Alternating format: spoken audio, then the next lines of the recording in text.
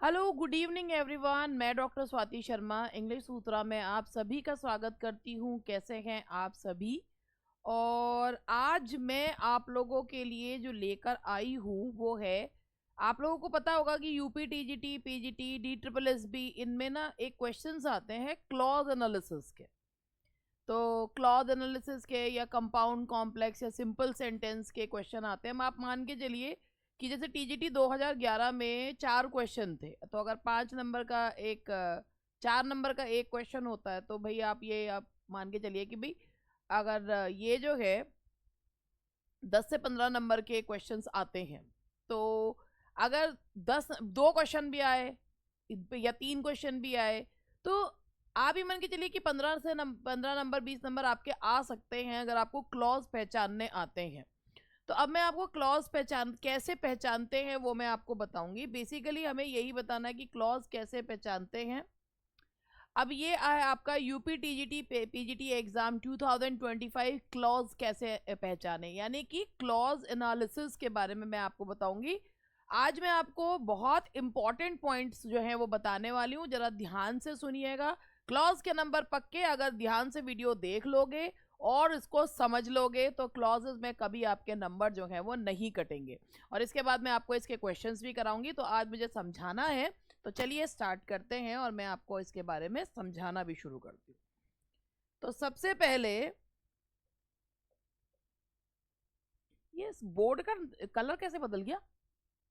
अपने आप बदल गया, अपने आप ग्रीन कलर का बोर्ड हो गया। तो चलिए मैं आप लोगों को आज सबसे पहले मैं जो दिमाग में स्टूडेंट्स के क्वेश्चंस आते हैं चीज़ें, वो मैं आपको समझाना चाहती हूँ। तो सबसे पहले हम लोग जो हैं, मैं आपको सेंटेंस के बारे में बताऊंगी। आप सेंटेंस के बारे में समझिए। सेंटेंस का क्या मतलब होता है कि a group of words which has some meaning. ठीक है, a group of words, main important चीज इसमें ये है, a group of words which has some meaning, ये होता है सेंटेंस। ठीक है जी। अब अगर हम सेंटेंस को बांटते हैं, डिवाइड करते हैं, तो सबसे पहले हमारे सेंटेंस के भी पार्ट्स होते हैं। तो सबसे पहला होता है सिंपल सेंटेंस। आप simple sentence, compound sentence, complex sentence पूछे जाते हैं। तो सिंपल सेंटेंस का मतलब होता है जिसमें सिर्फ एक फाइनाइट वर्ब होता है, जिसमें सिर्फ एक फाइनाइट वर्ब होता है, उसे क्या कहते हैं? उसे सिंपल सेंटेंस कहते हैं। अब एक दिमाग में आता है फाइनाइट वर्ब क्या होता है, तो जिन्हें नहीं पता मैं उन्हें फाइनाइट वर्ब भी बता देती हूँ। फाइनाइट वर्ब फाइनाइट होते हैं, नॉन फाइनाइट होते हैं। फाइनाइट वर्ब का मतलब होता है जो सब्जेक्ट या टेंस के हिसाब से या टाइम के हिसाब से, सब्जेक्ट या टाइम के अकॉर्डिंग चेंज होता है।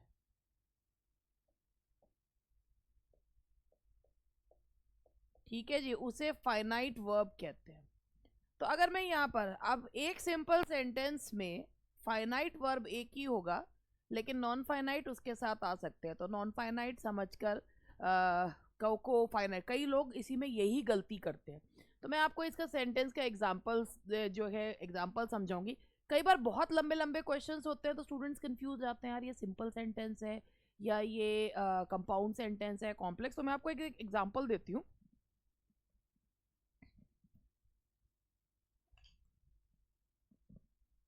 पहले एक साधारण सा एग्जाम्पल देती हूँ और फिर उसके बाद आप लोगों को एग्जाम्पल जो है इसके बारे में सिंपल सेंटेंस का एग्जाम्पल देती हूँ।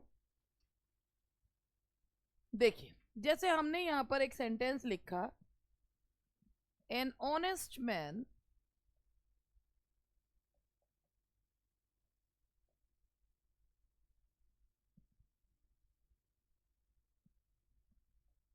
Is loved by all.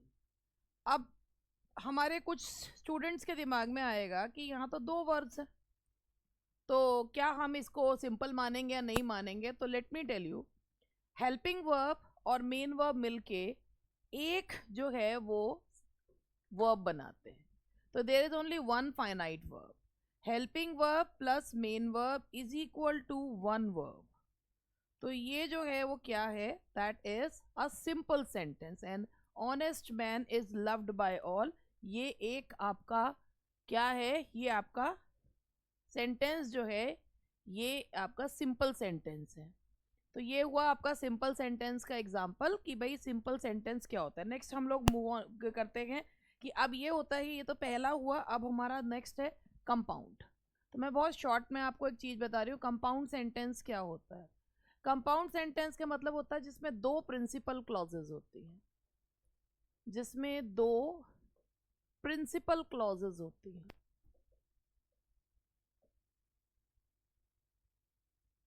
यानी कि दोनों, कोई सबऑर्डिनेट नहीं होती है, दोनों बराबर की क्लॉजेज होती हैं, उनको कंपाउंड सेंटेंस कहते हैं। जो पहली क्लॉज होती है उसे कहते हैं प्रिंसिपल क्लॉज, और जो दूसरी क्लॉज होती है उसको कहते हैं कोऑर्डिनेट क्लॉज। ठीक है जी। इसके जो आपके इसके हमें पता कैसे चलेगा कि ये सेंटेंस कंपाउंड है या नहीं है। आप इसमें एंड से, और से, जो इसमें इसके कंजंक्शंस होते हैं, फैन बॉयज कंजंक्शंस होते हैं, बट है, ये एटसेट्रा, इनसे आप जो सेंटेंस को जोड़ते हैं तो वो कंपाउंड सेंटेंस होता है। एक एग्जांपल भी ले लेते हैं कंपाउंड सेंटेंस का, जैसे the moon rose and everything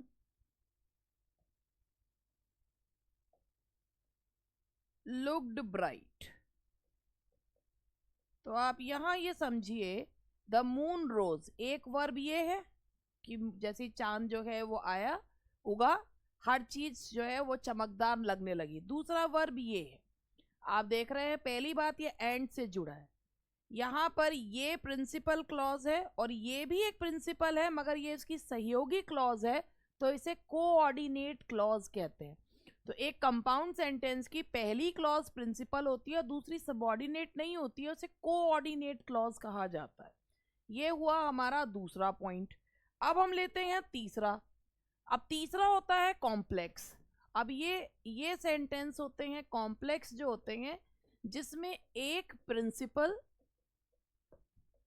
अब देखिए मैं इसको बिल्कुल ऐसे ही पढ़ा रही हूं जैसे मैं अपनी क्लास में पढ़ाती हूँ। एक प्रिंसिपल क्लॉज और एक या एक से ज्यादा सबऑर्डिनेट क्लॉजेज होती है। ठीक है। अब सबऑर्डिनेट क्लॉज के क्या कौन कौन सी होती हैं। अगर हम बात करते हैं सबऑर्डिनेट क्लॉजेस का मतलब होता है जो प्रिंसिपल क्लॉज पर निर्भर करती हैं। तो अगर हम सबऑर्डिनेट क्लॉज की बात करें तो वो तीन होती हैं, noun clause, adjective clause and adverb clause. अब सबसे बड़ा जो लोचा होता है वो यही होता है, इनको पहचाने कैसे। अब इसके अलावा अब मैं आपको क्लॉज के बारे में बताऊं। अब सबसे पहले हम अगर क्लॉजेस के बारे में समझें तो हम पहला जो मैं आपको बताना चाहूंगी, आप लोगों ने में से पता, मुझे नहीं पता कितने लोगों ने ये सुना होगा, मैक्सिमल क्लॉज। ठीक है, ये मैक्सिमल क्लॉज के बारे में मुझे नहीं पता कितने लोगों ने सुना नहीं। अगर मैंने यहां पर एक सेंटेंस लिखा, ही हैज अ डॉग, और मैंने इसमें पूछा इसमें कौन सी क्लॉज है, तो बहुत से लोग कहेंगे इसमें क्लॉज नहीं है क्योंकि ये सिंपल सेंटेंस है। सिंपल सेंटेंस होता है वो, उसमें क्लॉज नहीं होती है। तो मैं आपको एक चीज बताऊं भाई, देखो सिंपल सेंटेंस एक ऐसा वाक्य जो अपने मीनिंग के लिए किसी पर निर्भर नहीं है, जिसका सब्जेक्ट है, प्रेडिकेट है, जिसमें एक ही फाइनाइट वर्ब है, वो मैक्सिमल क्लॉज कहलाता है। और वो सेंटेंस भी होता है और वो मैक्सिमल क्लॉज भी होता है। अगर मैं आपको बताऊं कि मैक्सिमल क्लॉज होता है एक sentence, a sentence is a maximal clause, a sentence is a maximal clause, यानी कि एक ऐसा वाक्य है जो अपने मीनिंग के लिए किसी पर निर्भर नहीं करता है, जिसका अपना सब्जेक्ट प्रेडिकेट है। जैसे सिंपल सेंटेंसेस होते हैं, वो सेंटेंस होने के साथ साथ क्लॉज भी हैं। और कौन सी क्लॉज है? Maximal clause. तो यदि आपसे पूछा जाता है ही हैज अ डॉग, ये क्या है, तो ये क्या है, ये सेंटेंस है, क्लॉज है, बोथ है या नन है? तो आप में से अधिकतर लोग यही बताएंगे कि ये सेंटेंस है। जी, ये सेंटेंस के साथ साथ ये क्लॉज भी है। It is a clause as well as a sentence. एक सेंटेंस जिसमें डिपेंडेंट क्लॉज नहीं है, कोऑर्डिनेट क्लॉज नहीं है, जो अपने मीनिंग के लिए किसी पर निर्भर नहीं है, जो सेंटेंस है खाली, वो मैक्सिमल क्लॉज है। That is a maximal clause. तो ये हुई बात मैक्सिमल क्लॉज। तो ये सेंटेंस भी है और ये क्लॉज भी है, यानी कि बोथ। और कौन सी क्लॉज है? Maximal clause. चलिए आगे बढ़ते हैं। या बोलते हैं ही स्पीक्स इंग्लिश। तो इसमें आप कहेंगे एक फाइनाइट वर्ब है, सिंपल सेंटेंस है, अपने आप में कंप्लीट सेंटेंस है। और ये कौन सी क्लॉज है? This is a sentence as well as clause. Maximal clause है, मैक्सिमल क्लॉज। ठीक है, अब मुझे बताना है कि क्लॉजेस, पहला मैंने आपको बताई मैक्सिमल क्लॉज, अब मैं आपको बताऊंगी नाउन क्लॉज। अब नाउन क्लॉज को पहचानना बहुत आसान होता है। करना क्या है, सिर्फ जो है व्हाट का जवाब दे, यानी कि वर्ब से पूछने पर, वर्ब से पूछने पर जो किसका जवाब दे, व्हाट का जवाब दे, उसे क्या कहते हैं? नाउन क्लॉज कहते हैं। चलिए अब इसके एग्जाम्पल को समझा के फिर आपसे कुछ बात करती हूँ। जैसे मैंने यहाँ पे कहा, एग्जाम्पल है what he said was true. अब कई बार क्वेश्चन ये आ जाता है कि भैया ये जो क्लॉज है ये क्या है? ये ऐसे क्वेश्चन आ गया कि ये जो है ये प्रिंसिपल क्लॉज है, ये सबऑर्डिनेट क्लॉज है, ये कोऑर्डिनेट क्लॉज है। तो स्टूडेंट्स यहाँ कंफ्यूज हो जाते हैं कि भाई ये पूरा तो है नहीं, तो ये क्लॉज कौन सी है? तो आपने यहाँ देखा what was true, what he said. तो भैया जो नाउन क्लॉज होता है वो सब्जेक्ट का काम कर रहा है, तो ये जो क्लॉज है ये प्रिंसिपल क्लॉज ही कहलाएगी। ये क्लॉज कौन सी क्लॉज कहलाएगी? प्रिंसिपल क्लॉज जो है वो कहलाएगी। चलिए मैंने यहाँ तक बताया।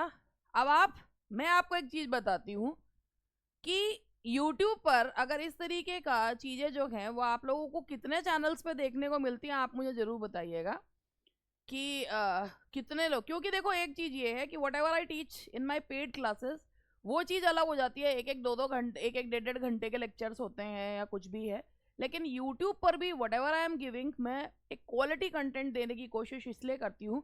कोशिश नहीं मैं देती हूँ, मैं चाहकर भी बकवास कंटेंट नहीं दे सकती, क्योंकि हर किसी की एक अपनी एक जो है एक पर्सनैलिटी होती है, हर एक किसी का एक लेवल होता है। और मैं इसी हिसाब से, मुझे लगा कि स्टूडेंट्स को ये चीज़ बताई जानी चाहिए, तो मैं इसे बता रही हूँ।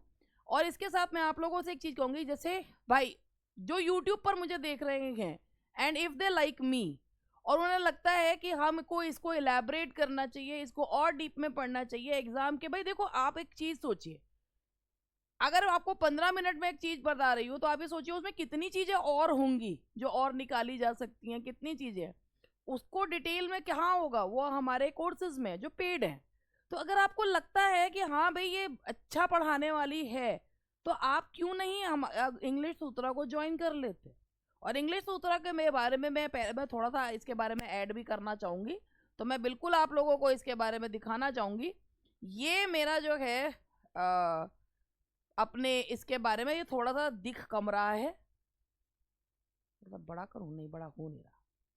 तो मैं आपको इसके बारे में बताना चाहूँगी। देखिए, सबसे पहले यूपीटीजीटी का ये हमारा पाइनियर बैच है।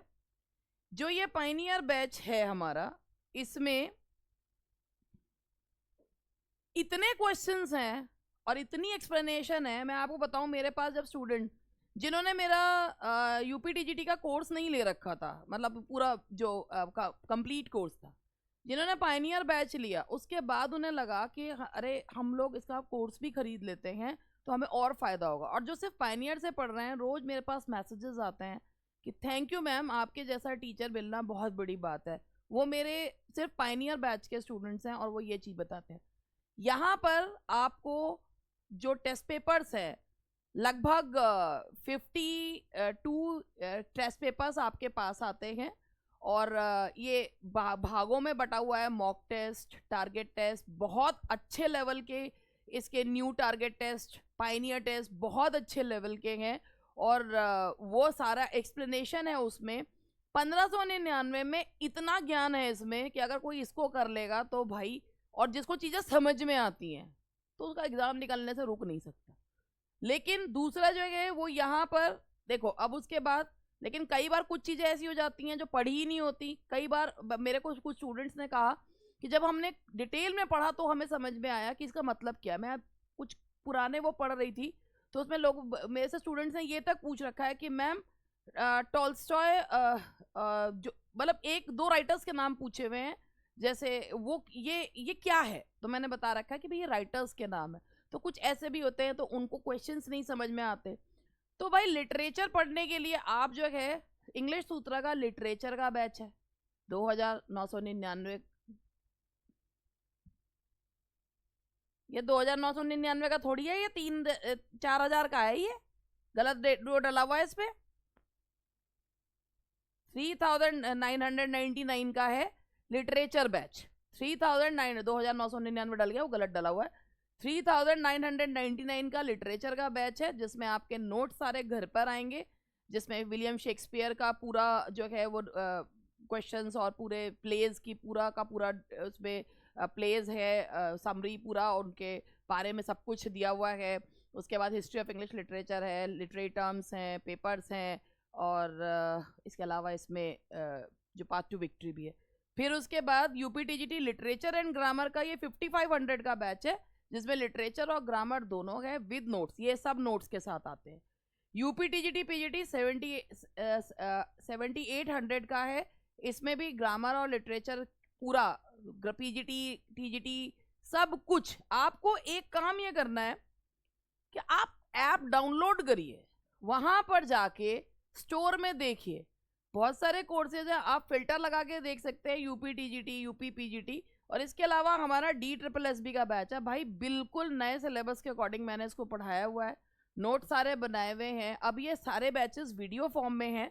पाइनियर बैच अभी लाइव चल रहा है, वीडियो फॉर्म में। क्यों? क्योंकि एक बात है भाई, देखो बेवकूफ अपन बनाते नहीं है, सीधी बात कहते हैं, सीधी बात, नो बकवास। बात यह है कि इस समय किसी के बस के 7 से 8 घंटे पढ़ाना नहीं है, क्योंकि वो जो एनर्जी लेवल होता है ना, वो आपका 1 घंटा 2 घंटा 3 घंटा तो रहता है, उसके बाद सेम एनर्जी लेवल नहीं रहता है ना।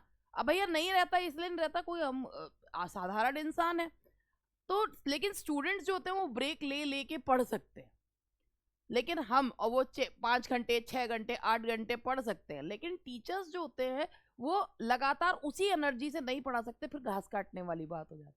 तो इंग्लिश सूत्रा को आप ऐप डाउनलोड करिए। इंग्लिश सूत्रा बेसिकली प्रॉब्लम ये हो जाती है कि मैं जो हूँ अपने सिलेक्शंस के बारे में और उसमें बताती नहीं, ऐड भी ज़्यादा नहीं करती। जितने सिलेक्शंस इंग्लिश सूत्रा से हुए हैं उससे उतने तो कहीं से भी नहीं हुए। 2021 में मोर देन 100 सिलेक्शंस। इसके बाद मेरा खुद का UP TGT 9th rank, UP PGT 14th rank, you can check. झूठ नहीं बोलती मैं, दोनों में मेरा जो है मैं रैंक होल्डर हूँ। और जो है यूपी टीजीटी में भी, यूपी पीजीटी में भी। इसके अलावा DSSB में 35 2021 में जिनका हुआ 35 ने ज्वाइन किया। उसके बाद अभी बिहार में जो है वो 2 स्टूडेंट्स ने बताया टीजीटी में हुआ, और जूनियर में तो बहुत सारे लोगों का हुआ। तो इंग्लिश सूत्रा बेसिकली हमारा क्या है कि हम लोगों से हमारे पास स्टूडेंट्स के मैसेजेस आते हैं, बताते हैं, लेकिन हम उनके पीछे पढ़ पढ़ के इंटरव्यू नहीं, क्योंकि हर व्यक्ति कैमरा फ्रेंडली नहीं होता, ठीक है। और मेरे जितने भी जो सिलेक्शंस हैं या जो मैं बताती हूँ सब जेन्युइन होते हैं। जैसे मैं जेन्युइन, वैसे मेरे सिलेक्शंस जेन्युइन होते हैं। कभी किसी को पैसा देके ये नहीं कहा कि मेरे चैनल की पब्लिसिटी कर दो और सिलेक्शन लिया कहीं और से और मेरे नाम पे कर दो, वो काम मैं नहीं करती। क्योंकि मुझे पता है कितनी मेहनत करनी पड़ती है सिलेक्शन लेने के लिए, तो वो काम मैं नहीं करती। आपको सबसे पहले, आपको लगता है कि हाँ एक अच्छा कंटेंट है, तो कम से कम इंग्लिश सूत्रा के ऐप पर आकर चीज़ें देखिए। कंटेंट में आपको सारी चीज़ दिखेंगी, नोट्स आपको इसके सबके मिलेंगे। है तो हमारे पास BPSC भी है, और BPSC, और इसके अलावा DSSB का। ये देखो, ये गलत दे रखा है, 3999 का 2999 है। चलिए, अब मैं जो पढ़ा रही थी मैं फिर से वहीं आ जाती हूँ। तो अगर हम ये पूछते हैं व्हाट का जवाब दे, तो वर्ब से पूछे what he said was true. तो जो ये वाली क्लॉज है ये आपकी प्रिंसिपल क्लॉज है, और जो ये वाली क्लॉज है, अगर मैंने पूछा व्हाट वाज ट्रू तो ये जवाब दे रहा है व्हाट ही सेड, तो ये नाउन क्लॉज। तो नाउन क्लॉज जो होती है वो एज अ सब्जेक्ट काम करती है, एज एन ऑब्जेक्ट काम करती है, ऑब्जेक्ट टू प्रेपोजिशन काम करती है, तो वो क्या होती है, नाउन क्लॉज होती है।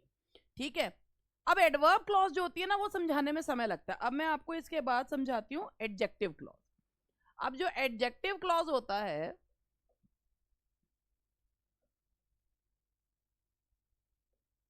ये अपने से पहले आने वाले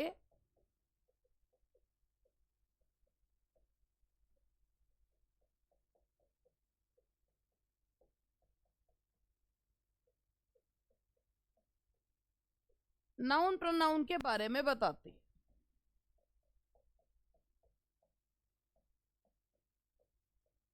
ठीक है, इसके भी दो होते हैं, defining clause and non defining. जैसे अगर हम यहां पर ये सेंटेंस बोलते हैं this is the house, this is the house that Jack built. अब मैं आपको एक चीज और बताती हूँ, कई बार क्वेश्चंस में ये भी पूछ लेते हैं इसको बोलते क्या है। देखिए ये जो है आपका यहां से ये आपकी एडजेक्टिव क्लॉज है, सबऑर्डिनेट क्लॉज है, ये प्रिंसिपल है, ये सबऑर्डिनेट। अपने से ठीक पहले आने वाले नाउन के बारे में बता रही है। ठीक है, अपने से ठीक पहले आने वाले, इस नाउन को बोलते क्या, इसे बोलते हैं antecedent. This is called antecedent. इसे याद रखना इसलिए जरूरी है क्योंकि जब कभी वर्ब्स लगते हैं ना तो वो एंटीसीडेंट के हिसाब से लगते हैं। ठीक है, जैसे he is one of the boys, तो हु के बाद वर लगाओगे कि वॉज लगाओगे वो एंटीसीडेंट पे डिपेंड करता है। This is the house that Jack built, तो ये जो क्लॉज है दैट इज एडजेक्टिव क्लॉज। किसके बारे में बता रही है, नाउन के बारे में बता रही है, तो ये दिस ये एडजेक्टिव क्लॉज है। अब हम क्या करते हैं, अगर आपके सेंटेंस में सिर्फ एक फाइनाइट वर्ब है, इंडिपेंडेंट सेंटेंस है, तो वो सेंटेंस भी है क्लॉज भी है। कौन सी क्लॉज है, मैक्सिमल क्लॉज। अगर एक प्रिंसिपल क्लॉज है दूसरी कोऑर्डिनेट क्लॉज है और फैन बॉयज कंजंक्शन से जुड़ी हुई है तो कंपाउंड। और अगर इससे एक प्रिंसिपल है एक सबऑर्डिनेट है, नाउन एडजेक्टिव या एडवर्ब क्लॉज आ रहे हैं, तो वो कॉम्प्लेक्स सेंटेंस है। अब किस तरीके के क्वेश्चंस आते हैं, now let's discuss questions. Adverb clause भी है बट इट टेक्स टाइम, तो मैं आप सोच रही हूँ आप क्वेश्चंस कराती हूँ। चलिए क्वेश्चंस करते हैं, और ये हुए क्वेश्चंस हमारे।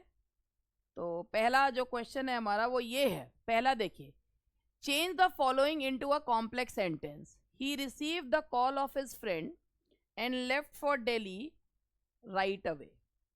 सबसे पहले आपको यहाँ पर ये देखना है कि इसमें कितने जो हैं आपको कॉम्प्लेक्स में बदलना है। पहले बताइए ये सेंटेंस किस में दिया हुआ है, कौन सी क्लॉज, मतलब ये सेंटेंस सिंपल कंपाउंड कॉम्प्लेक्स कौन सा है। He received the call of his friend, he received the call of his friend and left for Delhi right away. देखो इसमें जो सब्जेक्ट है ना वो एक ही है तो इसको ऑमिट कर दिया गया। पहली प्रिंसिपल क्लॉज, दूसरी भी प्रिंसिपल, इसे क्या कहोगे, कोऑर्डिनेट। तो ये हो गया he receive the call of his friend, ये आपका कंपाउंड है, ये कंपाउंड सेंटेंस है। अब आपको इसको कॉम्प्लेक्स में बदलना है। Receiving the call of his friend he left for Delhi right away. तो भाई जिसको नहीं पता वो सोचेगा ए वाले में क्यों नहीं बना सकते, है ना, इसलिए नहीं बना सकते क्योंकि ये है आफ्टर रिसीविंग। अब आफ्टर एक प्रेपोजिशन है, प्रेपोजिशन के बाद आता है जेरेंड, जेरेंड है एक नॉन फाइनाइट वर्ब। तो भैया ये जो है ना, जो कॉम्प्लेक्स सेंटेंस होगा उसमें दोनों क्लॉजेस में फाइनाइट वर्ब आएंगे। अगर नॉन फाइनाइट वर्ब है तो वो सिंपल सेंटेंस है, वो कॉम्प्लेक्स नहीं है। He received the call of his friend therefore he left for Delhi right away as soon he. देखो देयरफॉर तब होता तो जब वो कारण बताता, ठीक है। He received the call of his friend and left for Delhi right away, ये बता रहा है व्हेन, व्हेन का जवाब दे रहा है, ये एडवर्ब क्लॉज ऑफ टाइम है। तो यहां आएगा as soon as he receive the call of his friend he left for Delhi. Adverb clause जब क्लॉज पहले आती है तो कॉमा लगाते हैं। He left for Delhi, that's principal clause, and as soon as he received the call of his friend, that is a subordinate clause and adverb clause of time. I have told you the reason behind it, why option number A cannot be a clause, मतलब cannot be a subordinate clause. Why? Because it contains a non-finite verb. अगर एक non-finite verb आ रहा है तो वो sentence simple sentence होगा, वो sentence complex नहीं होगा। The answer is C. चलिए आगे एक और क्वेश्चन लेते हैं। Which kind of sentence is the following. ये सारे जो क्वेश्चंस है ना, ये पीजीटी, यूपी पीजीटी और यूपी टीजीटी के, ये भी मैं आपको बता देती हूँ कौन से ईयर में आए हुए हैं। हालांकि मैंने इनसे कहा था टाइप करते हुए कि आप ईयर लिख देना, बट मैं उन्होंने जल्दी में करा तो इसलिए बताया नहीं। जो इससे पहला क्वेश्चन था ये वाला, ये है टीजीटी, यूपी टीजीटी 2009 का क्वेश्चन है। ठीक है, तो एम ही नहीं करा रहे, और ये सारे उसमें आते हैं, चाहे ये AWES में आए, ये तो खैर हो गई RPSC, DSSB, यूपी टीजीटी, सब में आता है। उसके बाद ये जो दूसरा क्वेश्चन मैं करा रही हूँ ना, ये है आपका पीजीटी 2009 का क्वेश्चन है। थोड़ा सा स्टूडेंट्स को अच्छा सा लगता है कि भाई हमको जो है ना हमारे सब्जेक्ट से संबंधित पढ़ाया जा रहा है, नहीं तो 2 मिनट में आके कह जाते हैं आप वो तो पढ़ाती नहीं है जो यूपी टीजीटी पीजीटी में आते, पता नहीं क्या क्या पढ़ाती रहती हैं। तो इसीलिए मुझे बताना जरूरी होता है।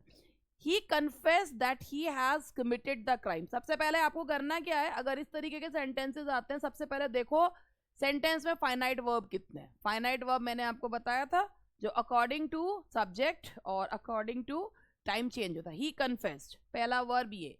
Verb number 1, that he confessed that he committed, ये क्या है, that he has है, ये that he has committed the crime, ये हुआ आपका verb number 2। और मैंने आपको बताया था कि helping verb plus main verb is equal to one verb, तो ये हुआ आपका verb number 2। कितने verbs हैं? 2। he confessed क्या, ये जवाब दिया क्या का, तो ये clause कौन सी है? noun clause। और जिसमें नाउन क्लॉज आता है, एडजेक्टिव क्लॉज आता है, एडवर्ब क्लॉज आता है, तो सेंटेंस कौन सा होता है? That is complex sentence. The answer is a, complex sentence.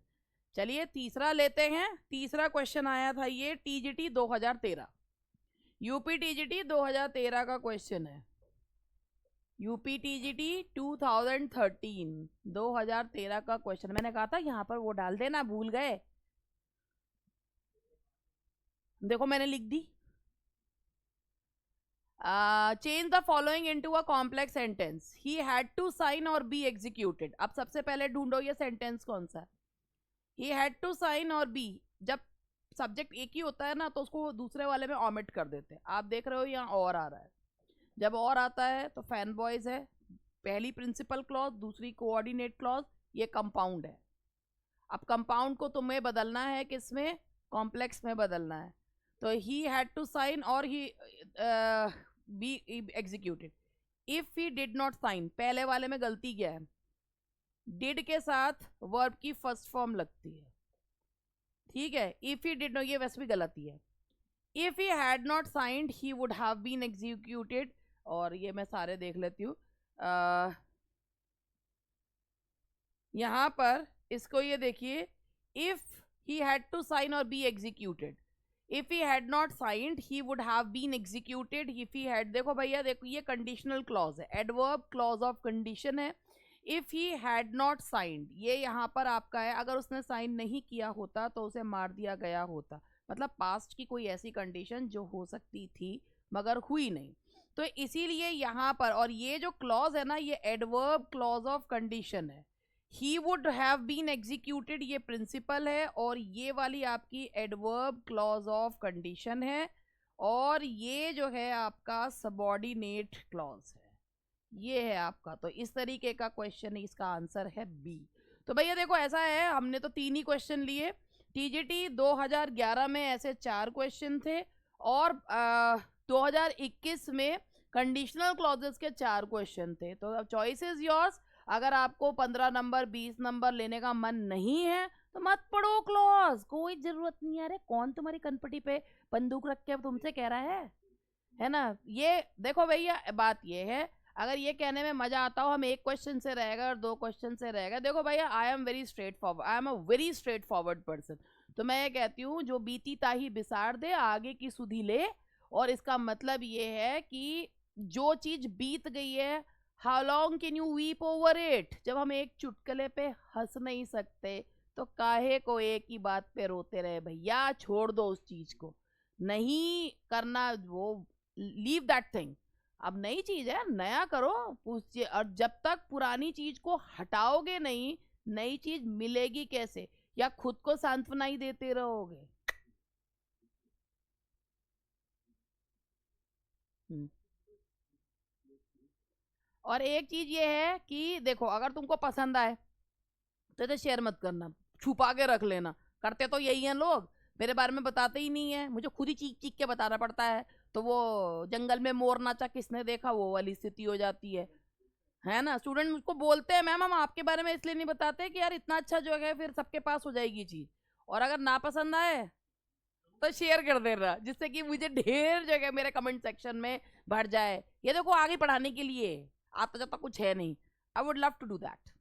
चलिए खैर, इसी के साथ अगर आपने कुछ आज नया सीखा है तो आप लोग जो है उस चीज को यूज कीजिएगा, क्योंकि देखिए एक एक क्वेश्चन, एक एक नंबर वैल्यू करता है। और अगर खुद को ये कह के झूठा दिलासा मत दीजिए हम एक क्वेश्चन से रह गए और हम वेटिंग में रह गए और हम उसमें रह गए, जो रह गया तो रह गया, है ना। एक चीज बात यह है, चांद पे पहली बार कदम किसने रखा सब जानते हैं, चांद पे कितनी बार लोग असफल हुए जाने में, यो कोई नहीं जानता। तो लोग आपकी असफलताओं के बारे में भी तब सुनना चाहेंगे जब आप सफल हो जाएंगे, ठीक है, तब जब आप सफल हो जाएंगे। तो रोने वाले के साथ कोई तब रोने, भाई देखो एक बात है, आपके जब आंसू बहते हैं ना, और आपके आंसू बहते हैं और लोग उसके साथ एम्पैथाइज तब करते हैं जब आप सफल हो जाते हैं। कड़वा है किंतु सत्य है।